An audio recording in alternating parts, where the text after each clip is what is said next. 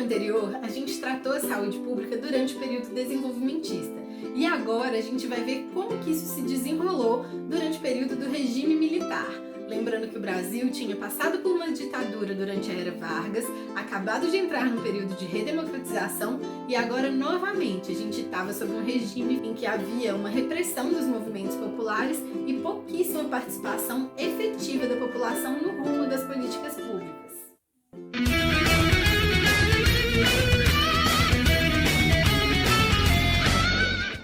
E como deixamos de ser uma república democrática e paramos de novo em um regime ditatorial?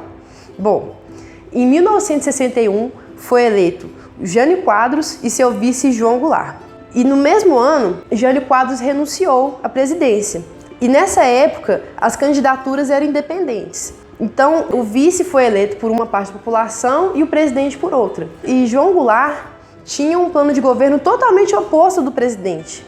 Isso não agradou uma parte da população, em especial pelos projetos de governo do João Goulart. João Goulart propunha uma série de reformas de base e tinha uma preocupação social muito grande. E na época estávamos na Guerra Fria, então essa conversa de preocupação social estava muito próxima do comunismo. E isso era um fantasma muito forte na nossa história, que provocou uma grande satisfação na população e nas elites, lembrando que uma das pautas principais do governo João Goulart era a reforma agrária. Houve uma polarização e uma grande satisfação popular, inclusive com passeatas. E os militares, em 1964, depuseram João Goulart, que se exilou no Uruguai. Em 15 de abril de 1964, assume a presidência o general Castelo Branco, que foi o primeiro dos 5 presidentes que tivemos no regime militar. Durante esse período foram editados os atos institucionais, que foram decretos, normas para aumentar o poder do regime e diminuir o poder político da população. Houve fechamento de partidos, eventual fechamento do Congresso, redução do poder dos tribunais, terminaram com as eleições diretas, reduziram o número de partidos para apenas 2, cassaram mandatos, instituíram censura, tortura, entre outros. Mas mesmo com a repressão, o governo precisava tomar medidas que garantissem sua popularidade e sua legitimidade. Nos anos 70, durante o governo Médici, ocorreu o milagre econômico.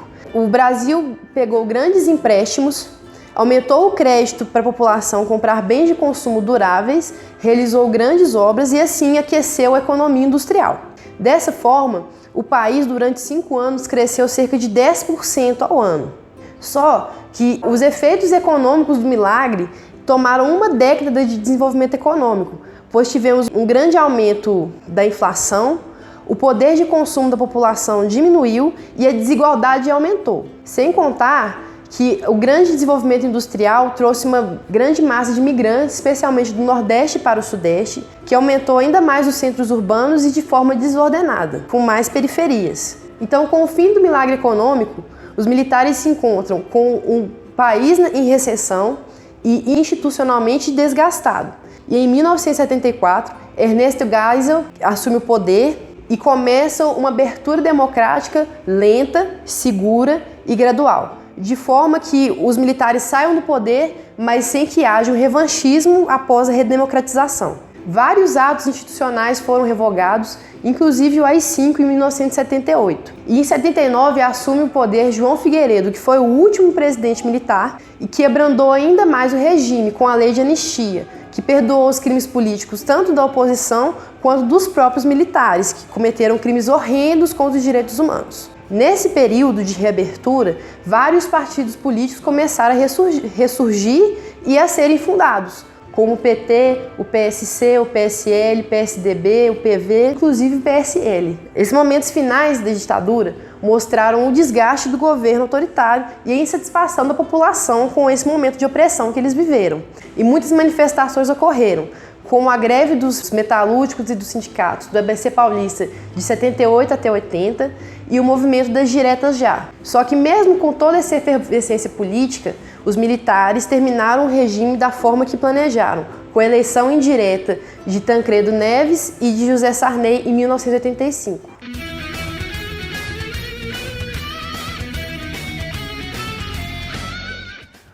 O novo momento político trouxe consigo a instituição de uma nova Constituição. Em 1967, foi promulgada a nova Carta Constitucional, possibilitada pelo AI-4, o Ato Institucional número 4, baixado por Castelo Branco e posteriormente modificada pelo próprio AI-5, o Ato Institucional número 5, e pela Emenda Constitucional número 1 de 1969. Esses atos e a emenda deflagraram a ditadura em sua forma mais rígida, com amplo autoritarismo e censura. Foi na época de 1970 que o Brasil então tornou-se majoritariamente urbano, fruto do êxito rural provocado pelo milagre econômico brasileiro. Assim, nesse período, o regime militar era bastante popular, inclusive fazendo uso da propaganda do título mundial do tricampeonato da seleção brasileira da Copa do Mundo de 1970. Já na década seguinte, após as crises econômicas mundiais e o aparecimento de uma hiperinflação no país, houve o colapso do sistema econômico que legitimava o regime. O discurso do regime militar pregava por fazer o bolo crescer e só então dividi-lo. Mas essa receita não deu muito certo, acentuando as desigualdades e os contrastes da população nacional. Esse foi um período que antecedeu a criação do SUS, sendo que a saúde pública levou um grande revés. Já em meados da década de 70, crianças e adultos morreram por causas evitáveis, associados tanto à desnutrição e à falta de saneamento, como também a difteria, coqueluche, sarampo, tétano, poliomielite e doenças diarreicas, e muitas outras. Em São Paulo, a título de exemplo, a mortalidade infantil, que hoje é de 3,8 a cada 1.000 nascidos, chegou a 90 em 1977, após ter saído de 60 em 1961.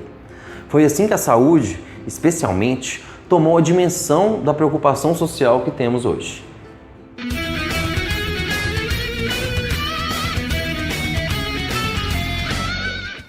Falando um pouco sobre o cenário econômico do período militar, foi um período marcado por um crescente desenvolvimento da economia nacional. Foi um período conhecido como milagre econômico, onde o Brasil teve uma abertura para o mercado internacional e também houve uma potencialização no mercado consumidor nacional, onde surgiu vários empregos e a demanda comercial estava cada vez maior e mais desenvolvida.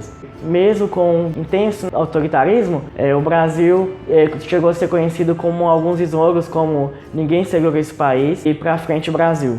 Esse período conhecido como milagre econômico na década de 70 no nosso país, ele foi proporcionado graças a uma ajuda financeira do capital internacional, fazendo com que o país se desenvolvesse tanto nacionalmente, a sua economia nacional, como também internacionalmente. Apesar desse milagre econômico no nosso país, com a internacionalização e expansão das nossas atividades, ficou marcado no fim desse período militar uma maior dependência do mercado financeiro internacional. O Brasil passou a depender mais das atividades econômicas de fora, fazendo com que a nossa sociedade passasse a segregar ainda mais, fazendo com que houvesse uma maior desigualdade social, onde poucos tinham muito poder aquisitivo e muitos tinham pouco poder, proporcionando conflitos sociais e reivindicações por melhores qualidades de vida.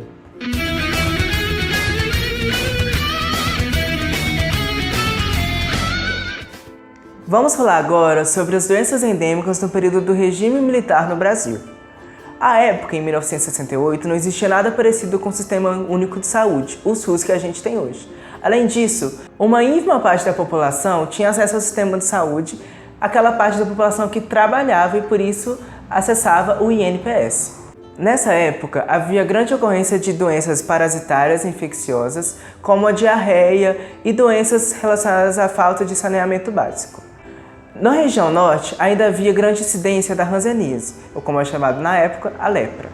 Na década de 70, cerca de 1 milhão de crianças morreram com doenças relacionadas à falta de saneamento básico, como, por exemplo, a coqueluche, a difteria e o sarampo.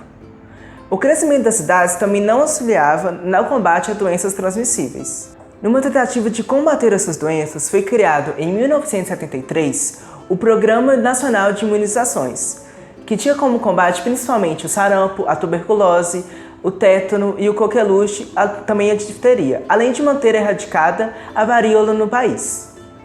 Uma curiosidade é que na década de 70, mais especificamente em 1974, houve uma grande epidemia de meningite no país.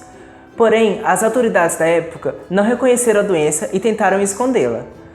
Mesmo assim, o surto foi muito grande e o governo, em busca de controlar essa e outras doenças virais, fez uma parceria com o Instituto Mérieux da França, que construiu uma fábrica no Brasil para a produção e distribuição de vacinas.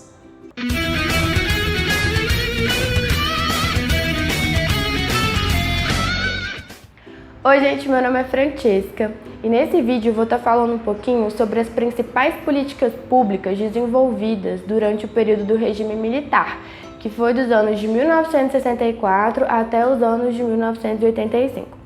Bom, para começar, no ano de 1967 foi criado um Decreto-Lei 200 que reformulava de uma maneira geral a organização da administração pública do país. Com relação à saúde, muitas medidas passaram a ser de responsabilidade do Ministério da Saúde, que foram a formulação da Política Nacional de Saúde, assistência médica ambulatorial, prevenção à saúde, controle sanitário e pesquisas na área da saúde. Assim, todas essas medidas elas se tornaram de responsabilidade do Ministério da Saúde. Com todas essas alterações, o Ministério da Saúde ele passou a se tornar um agente máximo de implementação e organização dessas políticas públicas de saúde, porque antes ele era apenas um aparato burocrático. A partir do fortalecimento do Ministério da Saúde, o Departamento Nacional de Doenças Rurais, criado no ano de 1970, ele foi substituído pela Superintendência de Campanhas de Saúde, a SUCAM, e dessa forma essa superintendência ela passou a atuar de forma permanente no controle das endemias existentes no país. Assim, em 1975 é criado o Sistema Nacional de Saúde, que foi o primeiro protótipo do SUS, que é o Sistema Único de Saúde. Mas o Sistema Único de Saúde ele só foi criado na década de 90. Assim, o Ministério da Saúde foi continuando com suas políticas públicas. E uma delas, e uma das mais importantes, foi a criação do Programa de Interiorização de Saúde e de Saneamento, que criaram vários postos de saúde nos pequenos municípios do Brasil, de forma a levar atendimento e medicamento à população que não tinha acesso antes. Assim, esse programa diminuiu altamente as taxas de mortalidade. Ainda durante o período militar, na questão da Previdência Social, os IAPs, que são Institutos de Aposentadoria e Pensão, foram substituídos pelos Institutos Nacionais de Previdência Social. Dessa forma, os INPS, que é o Instituto Nacional de Previdência Social, ele passou a ser de responsabilidade total do governo federal e assim, além de os beneficiários, além de receberem as suas aposentadorias ou pensões, elas recebiam também auxílio saúde. E assim, muitos contribuíram e aumentaram o número de beneficiários, que sobrecarregou o sistema, aumentando a demanda de médicos e medicamentos. Porém, ao invés de o governo direcionar as verbas públicas ao sistema de saúde público, ele direcionou essas verbas para o sistema privado. Assim, aumentou o complexo médico-hospitalar particular, o que aumentou também a dependência da população nesse sistema. Uma forma de controlar esse crescimento exacerbado dessas políticas privadas foi a criação, em 1978, do Instituto Nacional de Assistência Médica da Previdência Social. Esse passou a dar uma maior assistência aos trabalhadores que contribuíam.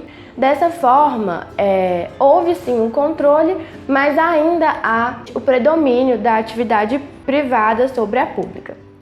É importante a gente sempre ter em mente essa visão crítica e prestar atenção no que foram os indicadores de saúde da época e como ocorreram, as manifestações populares em resposta a todos esses movimentos. Oi, gente, meu nome é Francesca. Olá, meu nome é Pedro Vilela. Olá, meu nome é Luísa Udi. Olá, eu sou Guilherme Eustáquio. Olá, meu nome é Cintia Santos. Sou Rafael Públio e eu faço parte do projeto de extensão Saúde, e autonomia aqui também da UFMG. Beijo!